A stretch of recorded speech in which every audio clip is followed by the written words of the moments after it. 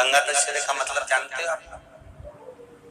केवल गंगा जी का नाम ले लेने से, एक लोटा जल शंकर भगवान को आज समर्पित कर देने से, या गंगा जल का एक जरा सा छींटा शरीर पर पड़ जाने से 10 पापों से मुक्ति मिल जाती है। दशहरा का मतलब है 10 पाप से मुक्त हो। पहला पाप है किसी के घर का बिना पूछे कोई सामान उठाकर हमने भोग कर लिया हो, तो उस पाप से गंगा दशहरे के 10 पाप से मुक्ति दिलाता है गंगा दशहरा। दूसरा, किसी ब्राह्मण, किसी गुरुजन को मुख से अपशब्द कह दिया हो, तो आज ही का दिन है जिस दिन पाप कर्म से मुक्ति मिल जाती है। तीसरा, किसी स्त्री को, किसी नारी को, किसी कन्या के प्रति, स्त्री के प्रति, नारी के प्रति अगर गलत सोच लिया हो या गलत कर्म हमने कर दिया हो, तो उस पाप से मुक्ति गंगा दशहरे का दिन दिला जाता है। चौथा,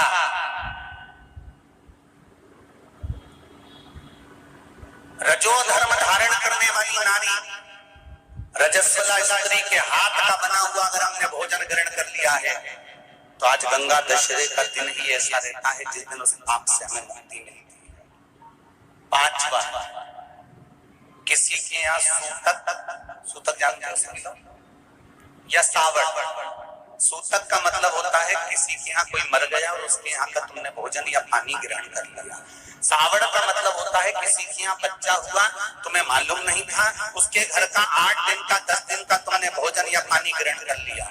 सूतक या सावड़ का भोजन या अन्न पानी ग्रहण कर ले, तो 5वें नंबर का गंगा दशहरे का वर्णन करता है कि 5वां पाप, इस पाप से भी लोगों को मुक्ति मिल जाती है। 6ठे नंबर का वर्णन आया, किसी मंदिर की जगह पर या धर्म की जगह पर अपने अपना कब्जा कर लिया हो या धर्म की जगह को अपना बना लिया हो, तो उस पाप से मुक्त होने का एक साधन 6ठे नंबर का। 7वें नंबर का, झाड़ू लगाते समय, बुआरी लगाते समय छोटे छोटे जीव झाड़ू के नीचे मर जाते हैं, तो उसके पाप से मुक्ति गंगा दशहरे का दिन दिला जाता है। 8वें नंबर का, 8वें नंबर, जिस समय हम भोजन ग्रहण कर रहे हो और हमारे दरवाजे पर कोई व्यक्ति आकर बैठा हुआ है और हमने उसको भोजन का नहीं पूछा या उसका मुख झूठा ना कराया, तो उस दोष से वंचित हो जाए, उस दोष को समाप्त कर दे, तो गंगा दशहरे का। 9वें नंबर का, बेटी की शादी करी और बेटी की शादी करने पर बहुत सारा कन्यादान आया। उस कन्यादान में साड़ियां ज्यादा आ गई, सामान ज्यादा आ गया, मिक्सर 2 सेट आ गए, डिनर के 2 सेट आ गए, और मायके वालों ने 1 सेट अपने घर में रख लिया और उस मिक्सर में खूब सामान पीस के खाया, खूब निपटाया। बेटी के कन्यादान का सामान घर में रखकर उसका भोग करने पर जो पाप लगता है, 9वें नंबर का कहता है गंगा दशहरे का दिन उस पाप को धो देता।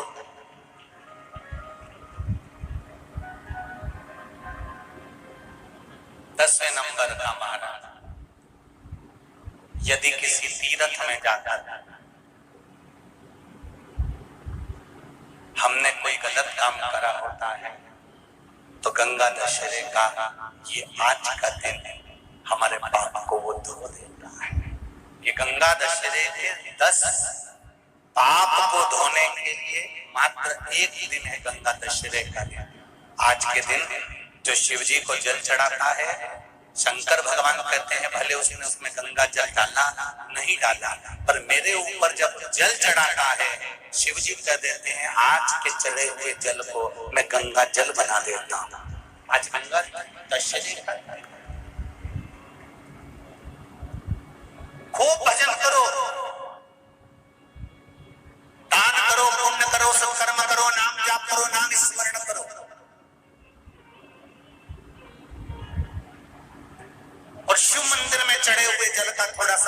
जरूर करूं। कुछ तिथियां होती हैं, जिन तिथियों में अगर आप रोज गंगा का जल शंकर को नहीं चढ़ा सकते तो शिव महापुराण कथा कहती है, स्कंद पुराण कहती है, विष्णु पुराण कहती है, गर्ग संहिता कहती है, गीता पुरुष गोरखपुर का कल्याण का गंगा अंक कहता है कि कुछ तिथियां भारत की भूमि पर ऐसी वर्णित है जिन तिथियों में भी गंगा का जल हम शिव को अगर एक बूंद भी समर्पित कर रहे हैं, गंगा का जल मात्र एक आधी चम्मच भी, आचमन जितना भी अगर हम शिव को समर्पित कर रहे हैं तो उसका सुख आनंदित है। जैसे पंचमी तिथि, नवमी तिथि, दशमी तिथि, एकादशी, प्रदोष, पूर्णिमा, अमावस्या, ये तिथियां हमारे यहाँ जो दी गई हैं, इन तिथियों में अगर हम गंगा का मात्र थोड़ा सा जल भी अगर जल के पात्र में डालकर गंगा जी का जल थोड़ा सा भी शिव के पास लेकर जा रहे हैं तो ये एक भाव अपने भीतर होना चाहिए कि आप केवल गंगा का जल साधारण शिव मंदिर में समर्पित नहीं कर रहे हो, आप गंगा का जल भले अपने घर से लेकर जा रहे हो और थोड़ा सा भी जल ले जाकर अगर शिव को समर्पित कर रहे हो तो तुम्हारे भीतर ये भाव होना चाहिए कि मैं गंगोत्री से जल भरकर सीधे रामेश्वर में ले जाकर गंगा के जल को समर्पित कर रही हूं। श्रावण के महीने में या अन्य महीने में आप शिव को समर्पित कर रहे हैं, ये आपके भीतर एक भाव उत्पन्न होना। एक बार गंगा में अगर डुबकी लगा ली है हृदय से, मन से, एक बार अगर गंगा में डुबकी लगा ली है मन से, हृदय से, चित्त से, तो कहते हैं जब तक व्यक्ति के प्राण छूटते हैं तब तक वो गंगा का जल उसके शरीर से लगा ही रहता है, वो अंतिम बिंदु तक लगा रहता है। मरने के बाद घर के लोग लोटा में भर के ले जाएं, खास खास अस्थियों को, कोई पूरी तो अस्थि ले ही नहीं जा सकती, इतनी सारी कौन ले जाए, तो अम्मा के दांत, उंगली, एक आध खोपड़िया, ऐसी 4, 6, 8 अस्थियां ढूंढ के झोली में भर के फिर लेके जाए गंगा। उससे अच्छा है पूरी अस्थि ले जाओ, पूरी ये शरीर संपूर्ण जीते जी गंगा का स्नान हो जाए।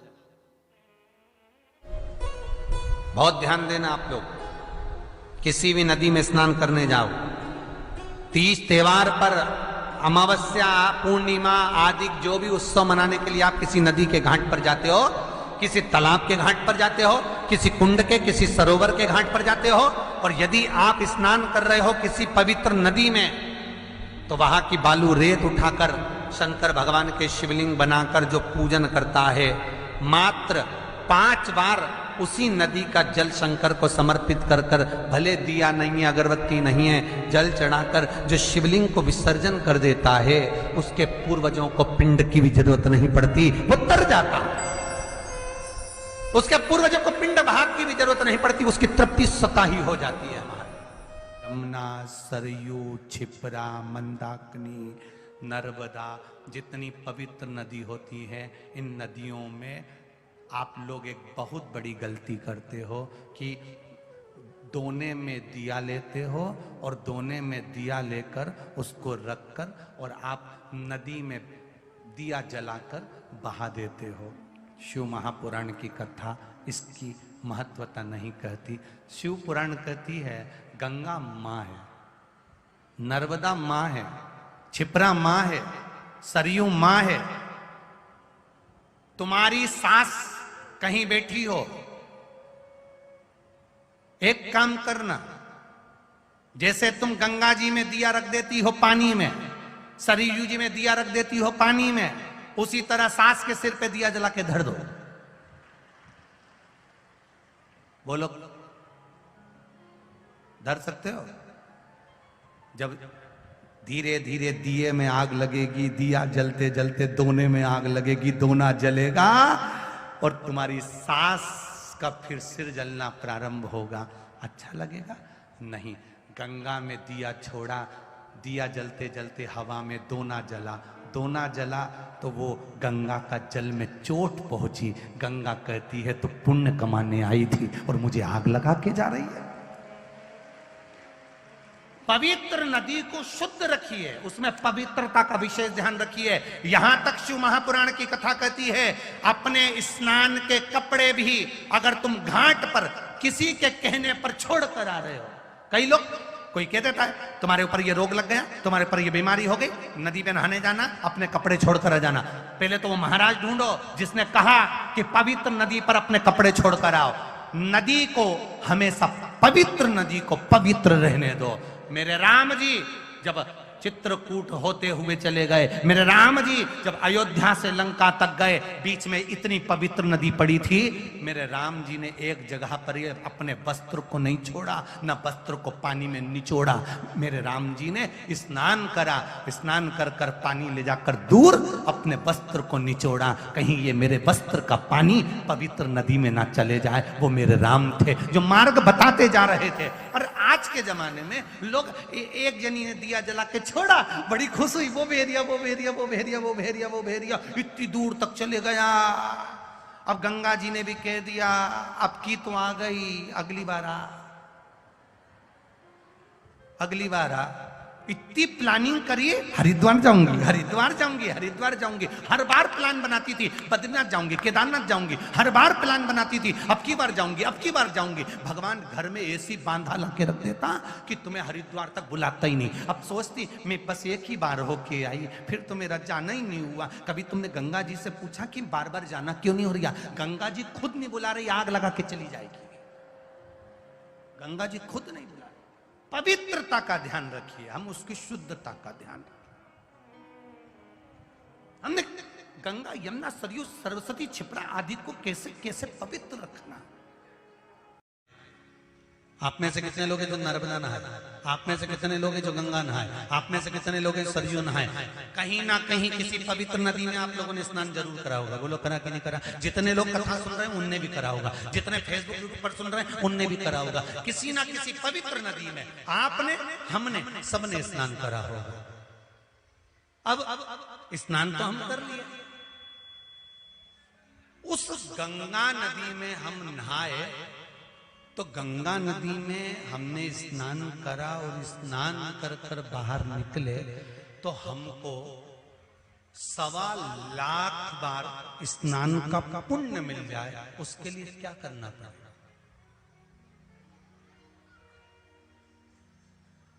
एक डुबकी लगाए हो महाराज और कह रहे हो कि 1.25 लाख डुबकी का फल चाहिए, तो क्या करोगे? 1.25 लाख डुबकी का फल पाने के लिए क्या करना पड़ेगा? केवल एक काम, जिस पवित्र नदी का स्नान कर रहे हो उस पवित्र नदी की बालू का, बालू मतलब रेत का, बालू का शिवलिंग का निर्माण करना, उसका पूजन करना। पूजन कर कर जो बत्ती जोड़कर 108 बत्ती बनाई है, पूजन कर कर एक दिए में वो बत्ती, उस जो बालू का शिवलिंग बनाया है, पार्थिव शिवलिंग का निर्माण करा है, जो तुमने किसी गंगा, सरयू, नर्मदा, क्षिप्रा, मंदाकिनी, नर्मदा आदि पवित्र नदियों के तट पर स्नान करते समय तुमने जो शिवलिंग बनाकर पूजन करा है, उसके सामने वो बाती को जला देना, उसी से आरती उतार लेना, वो बाती वहां लगाकर छोड़ देना और छोड़ने के बाद उस शिवलिंग का फिर विसर्जन कर देना। विसर्जन कर कर उसी जल को अपने ऊपर छींट लेना। 1.25 लाख डुबकी का फल एक ही क्षण में प्राप्त होता है। इसको लक्षेश्वर महादेव कहते हैं।